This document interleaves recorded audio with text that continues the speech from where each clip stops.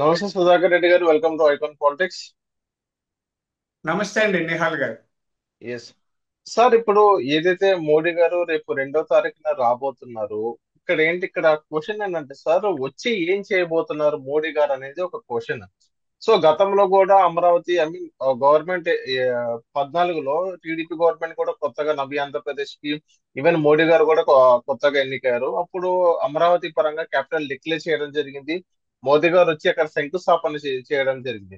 అంటే చాలా మంది ఏమని విమర్శిస్తున్నారంటే మోడీ గారు వచ్చారు, ఒక 4 కుప్పల ఇదేసి వెళ్ళిపోయారు అని చాలా మంది విమర్శిస్తున్నారు. కానీ ఇప్పుడు దానికి భిన్నంగా ఉన్నాయని చెప్పుకోవచ్చు ఏదైతే మార్పులు. అండ్ ఇప్పుడు మోడీ గారు వచ్చి ఏం చేయబోతున్నారు, ఎలాంటి శంకుస్థాపనలు చేయబోతున్నారు, ఎన్ని కోట్ల రూపాయలు పెట్టుబడి పెట్టబోతున్నారు, అసలు ఏం చేయబోతున్నారు అని ఒకసారి మాకు క్లియర్ కట్ గా చెప్పండి సార్. నిహాల్ గారు, ఇప్పుడు చాలా మంది ప్రతికూలంగా మాట్లాడడమే ఆ, ఏదో పెద్ద ప్రగతో లేకపోతే తెలివో నైపుణ్యం అనుకుంటున్నారండి. అవును. ఈరోజు అమరావతిలో అసెంబ్లీ భవనం ఉందా, అసెంబ్లీ సమావేశాలు జరుగుతున్నాయి, సెక్రటేరియట్ ఉంది, హైకోర్టు ఉంది, మిగతా అన్ని భవనాలు ఉన్నాయి. ఎవరు కట్టారండి అవి? ఈరోజు అమరావతి ఉంది, అక్కడ అన్ని జరుగుతుంది, అక్కడ నుంచే పరిపాలన కొనసాగుతుంది అంటే కట్టింది ఎవరు? చంద్రబాబు నాయుడు గారు. దానికి అవును. శంకుస్థాపన చేసింది నరేంద్ర మోడీ గారు, అప్పుడు ప్రధానిగా. తర్వాత వాళ్ళు కొంత నిధులు ఇచ్చారు, మనోళ్ళు పెట్టుకున్నారు, చేస్తున్నారు. తర్వాత జగన్మోహన్ రెడ్డి గారు తన స్వార్థ ప్రయోజనాల కోసం 3 రాజధానులు అంటూ దీన్ని అలా ఆపి పెట్టారు. ఇప్పుడు వస్తానే అభివృద్ధి శరవేగంతో జరుగుతోంది. 2వ తేదీ ప్రధానమంత్రి గారు వస్తున్నారండి. ఇప్పుడు అది అంటే కేంద్రం నిధులు ఇవ్వడం, రాష్ట్రం నిధులు పెట్టడం పక్కన పెడితే, అక్కడ ల్యాండ్ పూలింగ్ చేసి రైతుల్ని కూడా భాగస్వాములు చేయడమే అక్కడ లక్ష్యం. ఒక అద్భుతమైన నగరాన్ని నిర్మాణం చేయాలి.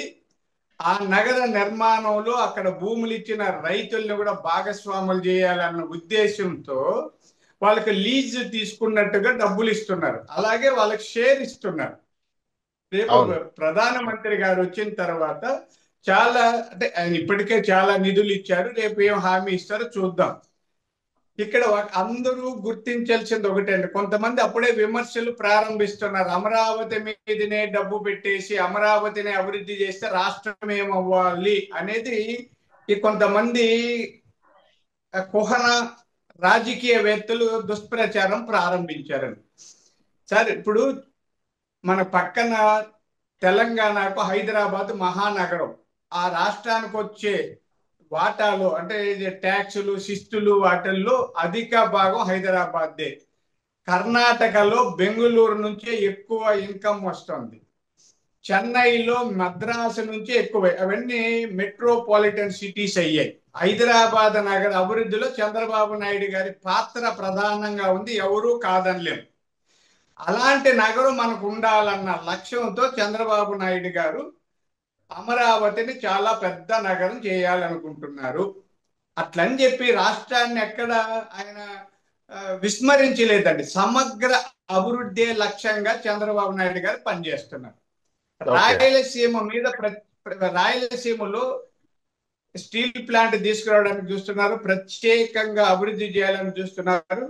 ఈ రాయలసీమ ప్రాంతంలో చాలా అభివృద్ధి జరిగితే ఇక్కడ నుంచి బెంగళూరుకి లేదా అటు హైదరాబాద్కి వెళ్ళడానికి ఎయిర్పోర్ట్లు, చాలా పెద్ద నగరాలు దగ్గర ఉంది, ఉత్పత్తి చేసిన వాటిని పంపచ్చు. అలాగానే అందుకని ఇప్పుడు ఏ, ఓర్వకల్లు రోడ్డు అవన్నీ కూడా అభివృద్ధి చేయడానికి చంద్రబాబు నాయుడు గారు చూస్తున్నారు. అలాగే నరేంద్ర మోడీ గారిని మళ్ళీ జూన్లో, ఇప్పుడు మే 2వ తేదీ మన రాజధానికి వస్తున్నారు అమరావతికి. జూన్లో కూడా పిలిచి కర్నూలులో అభివృద్ధి చేయాలి అన్న దీంట్లో గ్రీన్ ఎనర్జీ ప్రాజెక్టుకి ఆయన శంకుస్థాపన చేస్తారు. అలాగే కర్నూలులో హైకోర్టు బెంచ్ కావాలని కూడా చంద్రబాబు నాయుడు గారు కేంద్ర మంత్రికి చెప్పారు, ప్రభుత్వానికి చెప్పారు. ఆ అనుమతుల కోసం చూస్తున్నాం. అలాగే ఇక్కడ తిరుపతిలో చంద్రబాబు నాయుడు గారు ఉన్నప్పుడు ఐఐటిని పెట్టారు, ఐజర్ ని పెట్టారు. ఇంకా అభివృద్ధి జరుగుతుంది. అలాగే శ్రీ సిటీ చాలా గొప్పగా అభివృద్ధి చెందింది, దాన్ని మరింత అభివృద్ధి చేస్తున్నారు.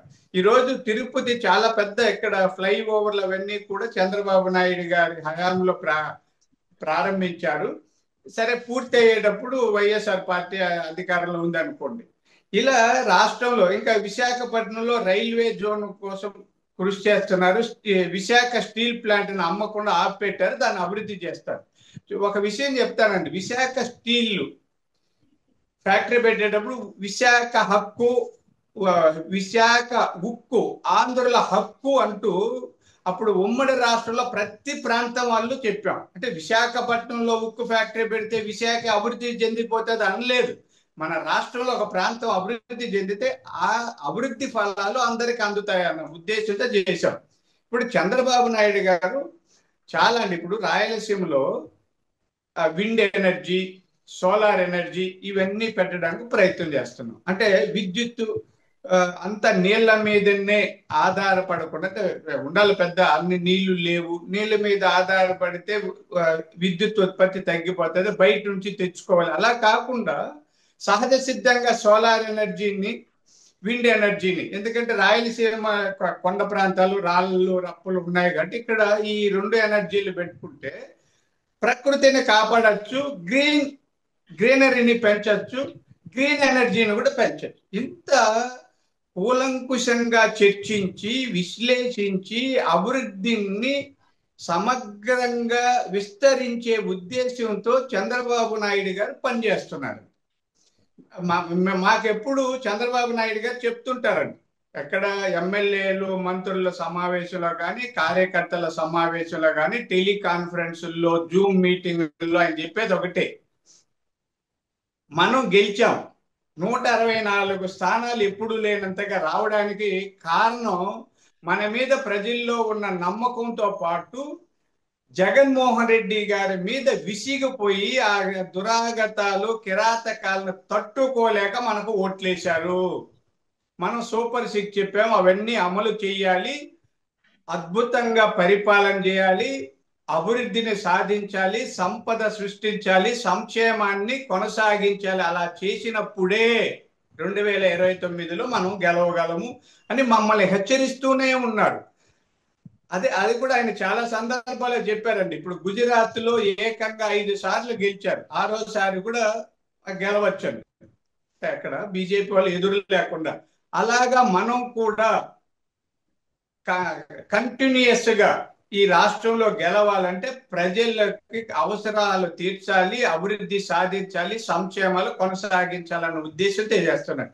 అందుకని నరేంద్ర మోడీ గారు ఇక్కడికి వచ్చారు, ఏదో శంకుస్థాపన చేశారు, వెళ్ళిపోయారు, మళ్ళీ ఇప్పుడు వచ్చారు, ఏదో చెప్పి వెళ్ళిపోతారంటే ఆయన తాపీ మేస్త్రి అండి. అంటే ఇక్కడ వచ్చి బిల్డింగ్లు కట్టమంటారా? కాదండి, ప్రధానమంత్రి లేదా మంత్రి శంకుస్థాపనలు చేయకుండా భవనాలు నిర్మాణం చేస్తూ కూర్చోండి. దానికి అవసరమైన నిధులు కేటాయించగలరు, వాటికి పర్మిషన్లు ఇవ్వగలరు, ఇవి చేయగలరు. నరేంద్ర మోడీ గారు ఇప్పుడు Bharatiya Janata party, Janasena party, Telugu Desam party కలిసి ఒక కూటమి ప్రభుత్వాన్ని ఏర్పాటు చేశాం. ఈరోజు నరేంద్ర మోడీ గారు కూడా ఈ ప్రభుత్వంలో భాగస్వామి, అంటే ఆయన ప్రధాని అయినా కూడా ఆయన పార్టీ ఇక్కడ భాగస్వామి కాబట్టి ఆ పార్టీ నేతగా ఆయన కూడా బాధ్యత తీసుకుంటున్నారు. ఇక్కడ పవన్ కళ్యాణ్ గారు ఉన్నారు జనసేన నుంచి, ఆయన కూడా అదే బాధ్యత తీసుకుంటున్నారు. చంద్రబాబు నాయుడు గారు నాయకులుగా ఉండి ముందుండి ముఖ్యమంత్రి హోదాతో నడిపిస్తున్నారు. కాబట్టి ఆంధ్రప్రదేశ్ ని సమగ్రంగా అభివృద్ధి చేసి ప్రపంచ పటంలో గొప్ప నగరంగా లేదా రాష్ట్రంగా రూపొందించడమే చంద్రబాబు గారి లక్ష్యం. ఆ లక్ష్యంలో ప్రధానమైన అంశం అమరావతి నిర్మాణం. ఆ నిర్మాణం శరవేగంతో కొనసాగుతుంది, పూర్తి స్థాయిలో అభివృద్ధి చెందుతుంది. ఓకే సార్, ఇక్కడ మోడీ గారు రేపు 2వ తారీఖున వస్తున్నారు. వచ్చిన తర్వాత మోడీ గారు ఏదైతే శంకుస్థాపన చేసి వెళ్ళిపోతారో, సో అదే జరిగిద్ది. సో నెక్స్ట్ కార్యక్రమం గురించి మాట్లాడేది, శంకుస్థాపన చేశారు వెళ్ళారు అని కాకుండా నిధులు ఎప్పటికప్పుడు టైంకి కేటాయించి దాని అభివృద్ధి పనులు ఎక్కడి దాకా వచ్చిన మానిటరింగ్ చేసి ఇంకేమైనా ఎక్స్ట్రా మనీ కావాలంటే లేచి ఆ యోచనలు ఏమైనా ఉన్నారా? ఉట్టి నాకే వస్తే వస్తారు, శంకుస్థాపన చేసి వెళ్ళిపోయే యోచనలో మోడీ గారు ఉన్నారు అనుకోవచ్చా? మీకు ఇందాక చెప్పాను, ఈ రాష్ట్ర ప్రభుత్వంలో భారతీయ జనతా పార్టీ కూడా భాగస్వామి. భారతీయ జనతా పార్టీ నుంచి వచ్చిన నరేంద్ర మోడీ గారు ప్రధాని. అంటే ఇక్కడ పార్టీ ప్రభుత్వం కొద్ది స్లైట్ గా డిఫరెన్స్ ఉంటుంది. ప్రభుత్వం ప్రజలది, కర్తలది. కాబట్టి ఇప్పుడు ఈ ప్రభుత్వంలో భాగస్వామైన పార్టీ అధినేత ప్రధానైన నరేంద్ర మోడీ గారు అన్ని విధాల అమరావతి అభివృద్ధి కోసం కృషి చేస్తారు. అవసరమైన నిధులు ఇస్తారు, అనుమతులు ఇస్తారు, సకాలంలో నిధులు ఇస్తారు, సమగ్ర అభివృద్ధికి తోడ్పడతారండి. దాంట్లో ఎలాంటి సందేహం అవసరం లేదు, విమర్శలు కూడా అవసరం లేదు. ఓకే సార్, ఇక్కడ క్వశ్చన్ ఏంటంటే ఇదే రేపు సభకి ఆ, సభ భారీ బహిరంగ సభ పెడతారు, అది తెలుస్తుంది. రోడ్ షో ఉండిద్ది అని కూడా మనం వింటున్నాం. ఇక్కడ పవన్ కళ్యాణ్ గారు హాజరయ్యే అవకాశాలు ఉందంటారా? పవన్ కళ్యాణ్ గారు లేకుండా ఎట్లండి? ఆయన మా కూటమిలో ఉన్న మూడు పార్టీలు ఒక పార్టీ అధినేత, కీలకమైన వ్యక్తి, భారతీయ జనతా పార్టీలో వాళ్ళ అభిమానం చూరగొన్న నాయకులు, మాకు మంత్రి. ఆయన లేకుండా ఎట్లుంటారండి? ఓకే. పవన్ కళ్యాణ్ గారు, చంద్రబాబు నాయుడు గారు ఇద్దరు నరేంద్ర మోడీ గారికి అటువైపు ఒకరు ఇటువైపు ఒకరు ఉంటారు, మధ్యలో ఆయన ఉంటారు. అన్ని ఏది జరిగినా, సభ జరిగినా, సమావేశం జరిగినా, ఊరేగింపు జరిగినా, ఏది జరిగినా ఈ ఇద్దరు నేతలు ఆయనకి కుడి ఎడమ భుజాల్లాగా ఉంటారు. దాంట్లో ఎలాంటి సందేహము లేదు. ఓకే సార్, ఇప్పుడు ఈ భారీ బహిరంగ సభలో అమరావతికి వస్తున్నారు. గతంలో కూడా అమరావతికి వచ్చారు, కానీ అన్ఫార్చునేట్లీ తర్వాత గవర్నమెంట్ అనేది చేంజ్ అయింది. మూడు రాజధానులు మనం తీసుకురావడం జరిగింది. సో 14 నుంచి 19 దాకా గెజెట్ అనేది రిలీజ్ అవ్వలేదు. కానీ ఇప్పుడు ఏదైతే 24 రేపు 29 దాకా ఈ సిచ్యువేషన్ లో ఉన్న గెజెట్ అనేది రిలీజ్ అయ్యే అవకాశం ఉందంటారా? కేంద్ర ప్రభుత్వం ఎప్పుడో చెప్పిందండి రాజధాని అదే అని.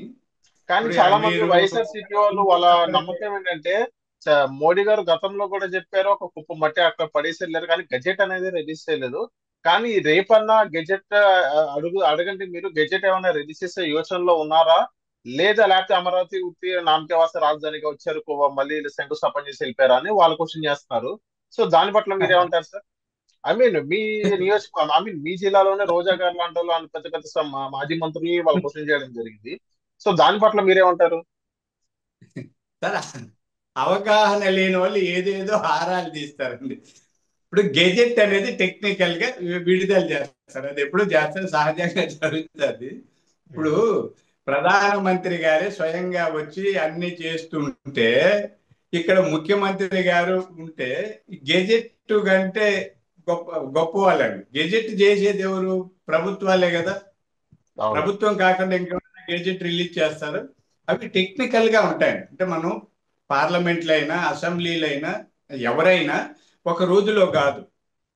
అర్థమైందా? మీకు ఒక ఉదాహరణకు చెప్తాను. మా తిరుపతిలో ఎస్వి యూనివర్సిటీ ఉంది.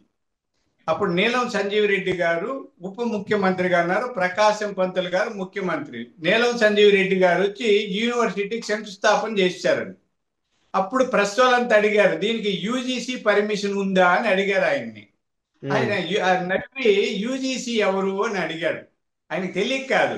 ఆ యూజీసీ ఓకే. గ్రాంట్స్ కమిషన్, దాన్ని పెట్టేది మేము, దానికి నిధులు ఇచ్చేది మేము. మేము వాళ్ళని అడుక్కొని చేస్తాము. మేము చెప్పింది చేయడానికి యూజీసీ ఉంది, మేమే నిధులు ఇస్తాం, ప్రభుత్వం ఇస్తారు, చేయమంటే చేస్తారు. అంతేగాని యూజీసీ అనుమతి నాకెందుకు అని అడిగాడు ఆయన. అంటే ఇక్కడ గర్వం కాదండి, ప్రభుత్వంలో వీళ్ళంతా భాగం. యూజీసీ అయినా ఇంకొక గెజెట్ రిలీజ్ చేయాలన్నా, ఎవరైనా ఏ విభాగమైనా, శాఖ అయినా ప్రభుత్వం చెప్పిన పని చేయడానికే ఉంటుంది. కాబట్టి ఓకే. గెజెట్ ఇవన్నీ అవి చూస్తారు, వస్తుందండి, దానికి ఏం డోకా లేదు. Okay. So thank you sir మైకాన్ పాలిటిక్స్ వచ్చినందుకు.